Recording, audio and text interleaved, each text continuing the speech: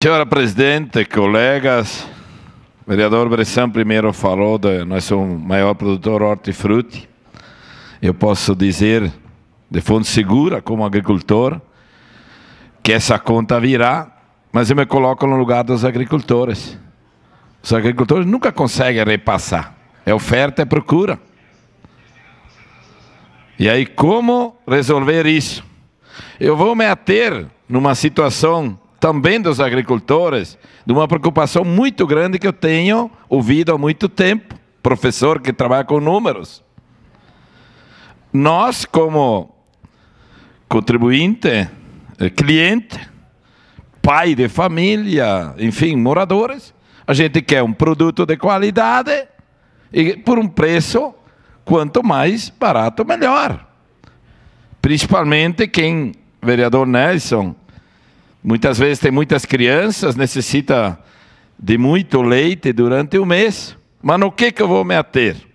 O governo federal está importando leite do Uruguai. Ontem teve um encontro, ontem o Suzy me mandou lá em Minas Gerais, 7.000 produtores protestando. É muito bom no primeiro momento. A atitude é plausível, vereadora Tatiana. Mas daí eu pergunto, eu vou fazer um comparativo do lado da minha casa, vereador Bressan. 2 casais de jovem, é um pequeno comparativo.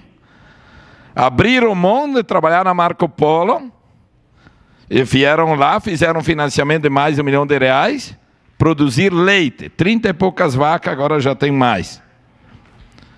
Recebe R$ 2,13 por 1 litro de leite, R$ 2,18. O custo da matéria-prima, para ter um leite de qualidade.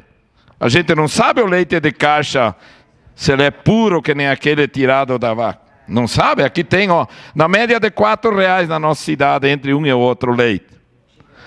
O produtor ganha R$ 2,18, o custo para produzir ração e coisa rara, R$ 2,13. O trabalho deles de graça. Todo outro custo é de graça. Aí eu pergunto, como vão sobreviver? Esse é um pequeno comparativo.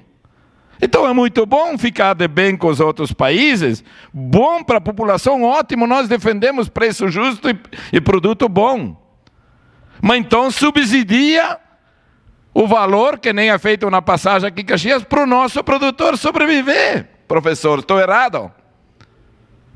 Estabelece um preço e subsidia aquela diferença para o nosso produtor sobreviver. Senão, o que acontece? No primeiro momento é muito bom, é ótimo para todos nós.